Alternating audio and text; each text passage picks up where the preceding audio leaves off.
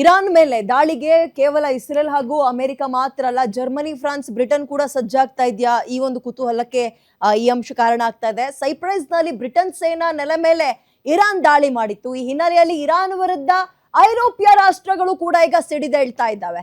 ಆ ಇರಾನ್ ವಿರುದ್ಧ ಯುದ್ಧ ಕಣಕ್ಕೆ ಹಾಗಾದ್ರೆ ನ್ಯಾಟೋ ಪಡೆ ಇಳಿಯುತ್ತಾ? ಈ ಪ್ರಶ್ನೆ ಕೂಡ ಇದ್ದು, ಇರಾಕ್ ಮಾದರಿಯಲ್ಲೇ ಇರಾನ್ ಮೇಲೆ ನ್ಯಾಟೋಗಳು ಮುಗಿ ಬೀಳುತ್ತಾ? ನಮ್ಮ ಸ್ನೇಹಿತ ರಾಷ್ಟ್ರಗಳ ನೆರವಿಗೆ ನಾವು ಸದಾ ಸಿದ್ಧ ಬದ್ಧ ಅಂತ ಮೆಸೇಜ್ ಪಾಸ್ ಮಾಡ್ತಾ ಇದ್ದಾವೆ. ಅಗತ್ಯ ಬಿದ್ರೆ ಯುದ್ಧಕ್ಕೂ ನಾವು ರೆಡಿ ಅಂತ ಮೂರು ರಾಷ್ಟ್ರಗಳು ಮೆಸೇಜ್ ಪಾಸ್ ಮಾಡಿವೆ. ಹಾಗಾದ್ರೆ ಇರಾನ್ ಕತೆ ಏನಾಗುತ್ತೆ? ಐರೋಪ್ಯ ದೇಶಗಳು, ಅಮೆರಿಕ, ಇಸ್ರೇಲ್, ಗಲ್ಫ್ ಕಂಟ್ರಿಗಳು ಎಲ್ಲವೂ ಕೂಡ ಒಂದು ಇರಾನ್ ವಿರುದ್ಧ ತಿರುಗಿ ಬಿದ್ಬಿಟ್ರೆ ಎಂಥದ್ದೇ ಸಾಮರ್ಥ್ಯ, ಪ್ರಬಲರಾಗಿದ್ರು, ಶಕ್ತಿವಂತರಾಗಿದ್ರು, ಎಲ್ಲಿ ಏನ್ ಮಾಡಕ್ಕಾಗುತ್ತೆ? ಇರಾನ್ ಅಂತ್ಯ ಆಗ್ಬಿಡುತ್ತಾ? ಈ ಪ್ರಶ್ನೆ ಕೂಡ ಇದೆ.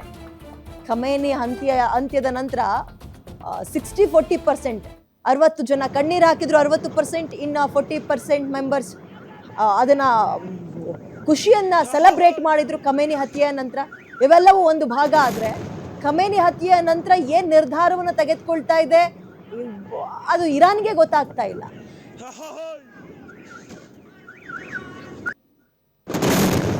ಓಕೆ, ಇದಕ್ಕೆ ಸಂಬಂಧಪಟ್ಟಂತೆ ಮತ್ತಷ್ಟು ವಿಶ್ಲೇಷಣೆಯನ್ನ ನನ್ನ ಕಲಿಗ ದಿಲೀಪ್ ನೀಡ್ತಾರೆ. ದಿಲೀಪ್, ಟ್ರಂಪ್ ಒಂದು ಸೂಕ್ಷ್ಮವಾಗಿ ಸ್ಟೇಟ್ಮೆಂಟ್ ಕೊಡ್ತಾ ಇದ್ರು, ಹಿಂದಿನ 2 ಮಹಾಯುದ್ಧಗಳನ್ನು ಮೀರಿಸುವಂತಹ ಸಾಧ್ಯತೆಗಳಿದ್ದಾವೆ ಅಂತ. ಇದರ ಜೊತೆಗೆ ಈಗ ಐರೋಪ್ಯ ಕಂಟ್ರಿಗಳು ಕೂಡ ನಾವು ರೆಡಿ ಅನ್ನುವ ಮೆಸೇಜ್ ಏನಿದೆ, ಇರಾನ್ನ ಪರಿಸ್ಥಿತಿ ಏನಾಗ್ಬೋದು? ಇರಾನ್ನ ಇತಿಹಾಸಕ್ಕೆ ಏನಾದ್ರೂ ಸೇರಿಸ್ಬಿಡುತ್ವಾ ಅನ್ನೋ ಪ್ರಶ್ನೆ ಕೂಡ ಕಾಡುತ್ತೆ ಎಲ್ಲರೂ ಒಟ್ಟಾಗ್ಬಿಟ್ರೆ. ದಿಲೀಪ್. ಹೌದು ವಿದ್ಯಾ, ಏನೊಂದು ಖಮೇನಿ ಹತ್ಯೆ ಬಳಿಕ ಇರಾನ್ ದೇಶ ಒಂದು ರೀತಿಯ ಎಲ್ಲರ ಮೇಲೂ ದಾಳಿ ಮಾಡೋದ್ರ ಮೂಲಕ ಎಲ್ಲರನ್ನೂ ಒಂದು ರೀತಿ ರೊಚ್ಚಿಗೆಬ್ಸೋಂಥ ಒಂದು ಕೆಲಸನ ಮಾಡ್ತಿದೆ ಅಂತ ಹೇಳ್ಬೋದು. ಮೊದಲಿಗೆ ಹರ್ಮುಜ್ ಜಲಸಂಧಿನಲ್ಲಿ ಭಾರತದ ಒಂದು ತೈಲ ಟ್ಯಾಂಕರ್ ಮೇಲೆ ದಾಳಿ ನಡೀತು. ಆ ನಂತರ ಬೇರೆ ಬೇರೆ ದೇಶಗಳಲ್ಲಿ, ಯಾವುದು ಕುವೈತ್ ಇರ್ಬೋದು, ಬಹರೇನು, UAE ಸೇರಿದಂತೆ, ಸೌದಿ ಅರೇಬಿಯಾ ಸೇರಿದಂತೆ ಹಲವು ದೇಶಗಳ ಮೇಲೆ ಇರಾನ್ನ ಕ್ಷಿಪಣಿಗಳು ಅಪ್ಪಳಿಸ್ತಾ ಇದ್ದಾವೆ. ಅದ್ರ ಜೊತೆಗೆ ನಿನ್ನೆ ಅಷ್ಟೇ ಸೈಪ್ರಸ್ನಲ್ಲಿರೋಂಥ ಒಂದು ಬ್ರಿಟನ್ನ ಸೇನಾ ನೆಲೆ ಮೇಲೂ ದಾಳಿ ನಡೆಸಿತ್ತು. ಬ್ರಿಟನ್ನ ಸೇನಾ ನೆಲೆ ಮೇಲೆ ದಾಳಿ ನಡೆಸೋದಕ್ಕೆ ಕಾರಣ ಏನು ಅದಕ್ಕಿನ್ನೂ ಸ್ಪಷ್ಟನೆ ಇಲ್ಲ, ಆದರೆ ದಾಳಿ ಅಂತೂ ನಡೆದಿದೆ. ಹೀಗಾಗಿ ಬ್ರಿಟನ್ ಕೂಡ ಇವಾಗ ಸಿಡಿದೆದ್ದಿದೆ. ಬ್ರಿಟನ್ ಮಾತ್ರ ಅಲ್ಲ, ಬ್ರಿಟನ್ ಜೊತೆಗೆ ರಷ್ಯಾ ಮತ್ತು ಜರ್ಮನಿ ಕೂಡ ಕೈ ಜೋಡಿಸಿದ್ದಾವೆ.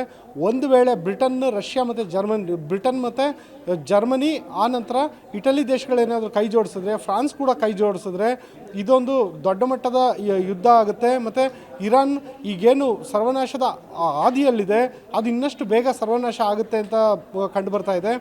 ಜೊತೆಗೆ ಈ ಹಂತದಲ್ಲಿ ರಷ್ಯಾ ಮತ್ತು ಚೀನಾ ಸೈಲೆಂಟ್ ಆಗಿರೋದು. ನಿನ್ನೆ ಅಷ್ಟೇ 2 ದೇಶಗಳು ಪ್ರತಿಕ್ರಿಯೆ ಕೊಟ್ಟಿದ್ವು, ನಾವು ಈ ಯುದ್ಧವನ್ನು ಖಂಡಿಸ್ತೀವಿ, ಖಮೇನಿ ಹತ್ಯೆಯನ್ನು ಖಂಡಿಸ್ತೀವಿ, ಆದರೆ ಈ ಒಂದು ಕದನ ವಿರಾಮ ಜಾರಿಗೆ ಬರಬೇಕು ಅಂತ ಹೇಳಿದ್ವಿ ಹೊರತು ಆ 2 ದೇಶಗಳು ಯುದ್ಧ ಭೂಮಿಗೆ ಇಳಿಯೋದಕ್ಕೆ ಅಥವಾ ಇರಾನ್ಗೆ ನೆರವನ್ನು ಕೊಡೋದಕ್ಕೆ ಮನಸ್ಸು ಮಾಡಿಲ್ಲ. ಒಂದು ವೇಳೆ ಆ 2 ದೇಶಗಳು ಏನಾದರೂ ನಿಲುವನ್ನು ಕೈಗೊಂಡ್ರೆ ಈ ಯುದ್ಧ ಇನ್ನಷ್ಟು ತೀವ್ರ ಸ್ವರೂಪ ಪಡ್ಕೊಬೋದು.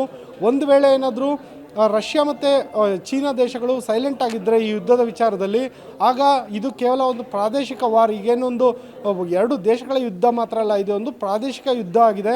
ಮಧ್ಯಪ್ರಾಚ್ಯ ಪೂರ್ತಿ ಈ ಒಂದು ಯುದ್ಧ ಹರಡಿದೆ.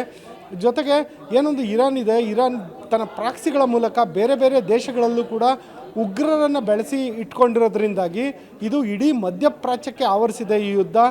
ಜೊತೆಗೆ ಅಮೆರಿಕದ ನೆಲೆಗಳು ಕೂಡ ಮಧ್ಯಪ್ರಾಚ್ಯದ ಬೇರೆ ಬೇರೆ ರಾಷ್ಟ್ರಗಳಲ್ಲಿ ಇರೋ ಕಾರಣದಿಂದಾಗಿ ಅಲ್ಲಿಗೂ ಕೂಡ ಇರಾನ್ ದಾಳಿ ಮಾಡ್ತಾ ಇದೆ.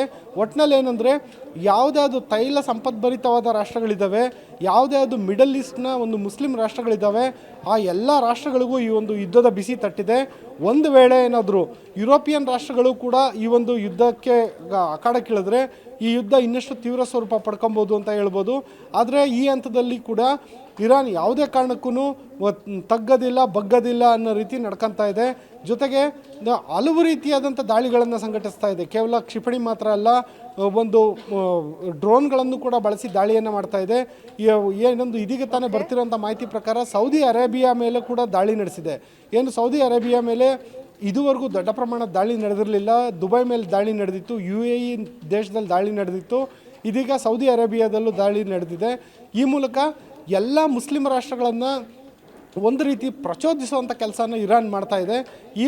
ಈ ಥರ ಪ್ರಚೋದನಕಾರಿ ದಾಳಿಗಳೇನಿದ್ದಾವೆ, ಈ ದಾಳಿಗಳನ್ನು ತಡೆಯೋದಕ್ಕೆ ಇಸ್ರೇಲ್ ಏನು ಮಾಡುತ್ತೆ, ಅಮೇರಿಕಾ ಏನು ಮಾಡುತ್ತೆ ಅಂತ ಕಾದು ನೋಡಬೇಕಾಗಿದೆ. ಜೊತೆಗೆ ಏನೊಂದು ಡೊನಾಲ್ಡ್ ಟ್ರಂಪ್ ಈಗಾಗಲೇ ಎಚ್ಚರಿಕೆ ಕೊಟ್ಟಿದ್ದರು, ನೀವು ಇನ್ನೆಂದು ಕಂಡು ಕೇಳರಿಯದ ರೀತಿ ದಾಳಿಗಳು ನಡೆಯುತ್ತೆ ಅಂತ. ಆ ರೀತಿಯಾದಂಥ ಯಾವ ದಾಳಿಯಾಗೆ ಮುಂದಾಗ್ಬೋದು ಅಮೇರಿಕಾ ಮತ್ತು ಇಸ್ರೇಲ್ ಅನ್ನೋದೀಗ ಭಾರಿ ಕುತೂಹಲ ಕೇಳಿಸಿದೆ Vidya. Okay, thank you Dilip ಡೀಟೇಲ್ಸ್ಗೆ.